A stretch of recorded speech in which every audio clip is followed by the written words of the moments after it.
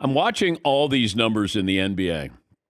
And yes, I'm one of those get off my lawn guys, but it's almost like, oh, he only had 43. Oh, he only had 37. Like, it's weird. You start to look at these numbers. Steph Curry had 37, and the Warriors win over the 76ers. So that's 83 points in his last two games, most productive two-game span of his career. Okay.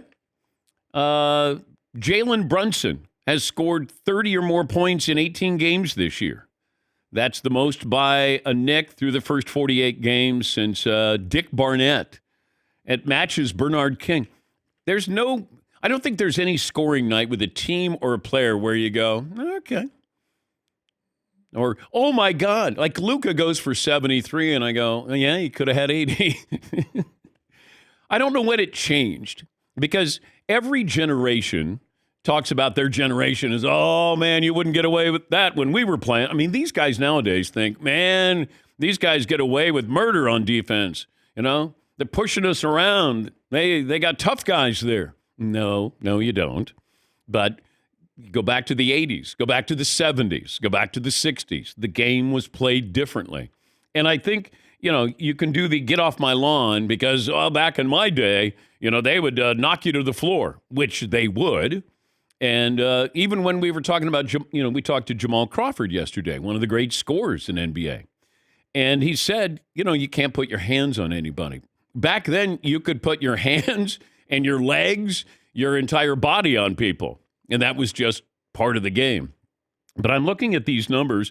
And the reason why I think I'm bringing this up is Jason Kidd was talking about Luka Doncic.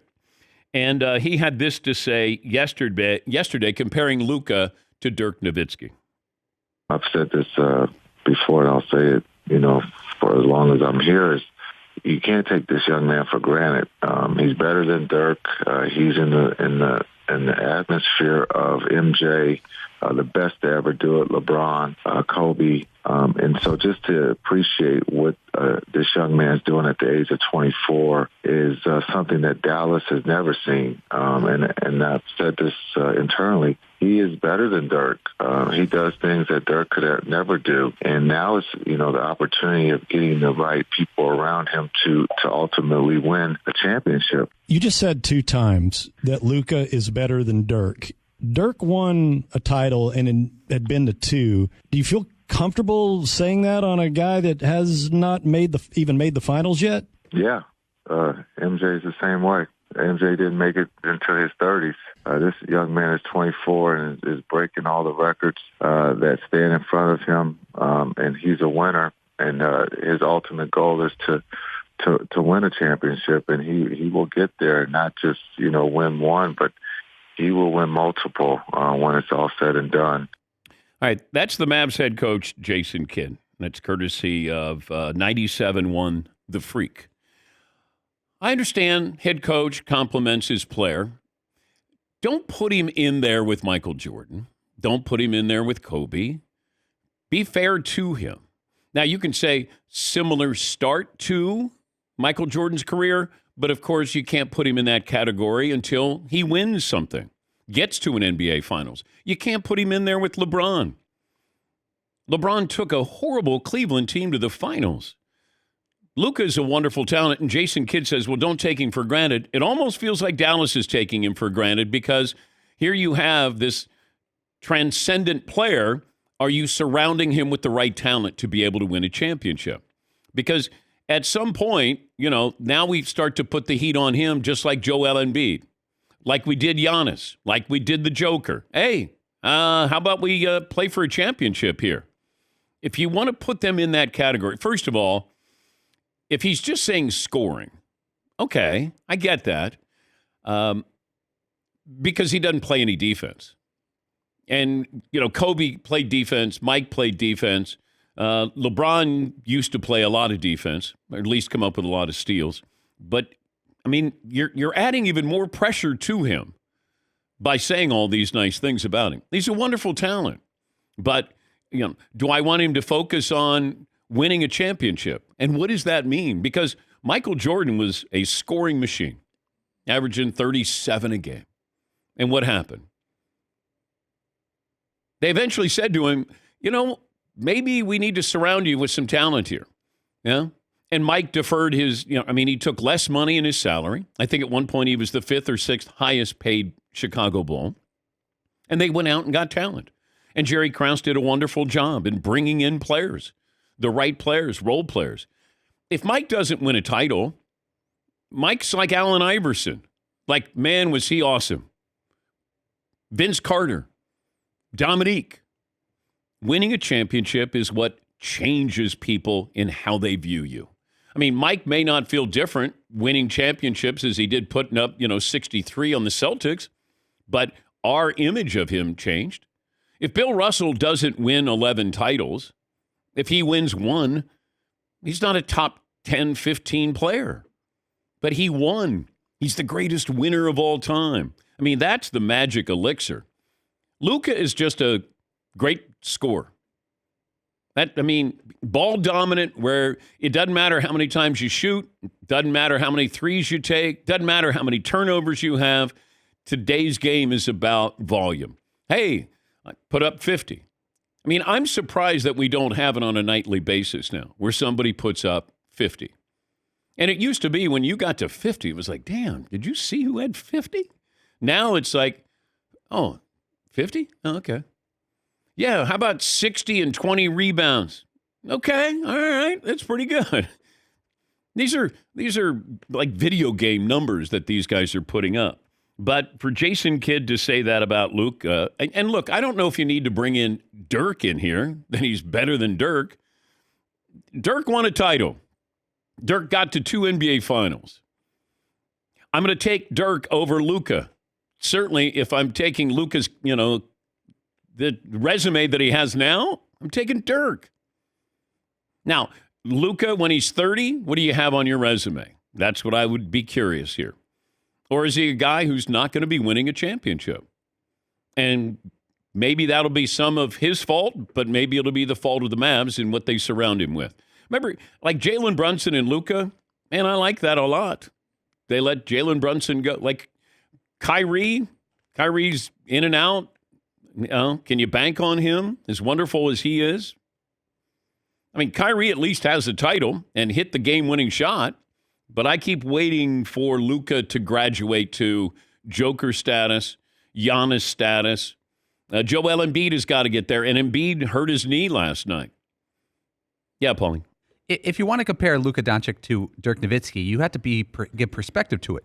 Luka takes way more shots at the same age. Luka Doncic this year is averaging 34 points and 8 rebounds. Mm-hmm. And he takes 24 shots a game, 10 threes a game. Dirk Nowitzki at the same age averaged 25 points a game.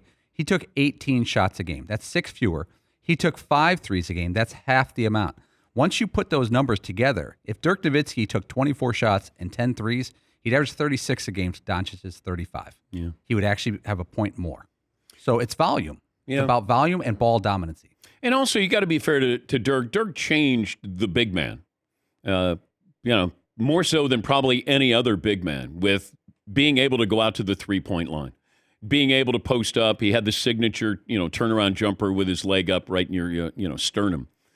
I know Jason Kidd went overboard with Luka, but I don't know if you needed to. You can say, look, he's there. He's starting out the way Mike did, scoring a lot of points. Now we got to do what the Bulls did for Michael Jordan, and that is surround him with the right players and make sure that we compete for a championship. Yes, Mark. Did Jason Kidd mean he's more talented? Because you could say that about Jerry Rice and Randy Moss. He's not better. Like, Moss isn't better than Jerry Rice, but he's more talented. Is that what he's saying there? Because, like, the resume, you got to do some more to be in Dirk's category. I would think so. Luka is obviously a better passer. Rebounding, he's sort of right there. He's averaging close to a triple-double. He's averaging 9 rebounds, 9 assists, somewhere in there. And he makes it look easy. I was just surprised that when you bring up Michael Jordan, you immediately have people going, wait, what? And you put in Kobe in there and LeBron, he's not in their category. Not yet. Doesn't mean he won't, but I think we get caught up sometimes with, right now. I mean, Dirk was a great player for a long time. Yeah, Paulie. When Michael Jordan was 24 years old, he averaged 37 points a game without hitting any threes. He made 11 threes in 82 games. Stat of the day, stat of the day, stat of the day, stat of the day. This is the stat of the day. Stat of the day brought to you by Panini America, the official trading cards of the Dan Patrick Show. Nothing says I love you quite like tailgate moonshine, just in time for Valentine's Day. Salted caramel and peppermint bark, and you'll love it. Available now at danpatrick.com. First hour brought to you by our home away from home. Next week, Las Vegas, the city where spectacle and celebration are woven into the fabric of that community. Las Vegas, where conventional challenged, unexpected embraced. It's not just celebrating, it's celebrating with an edge.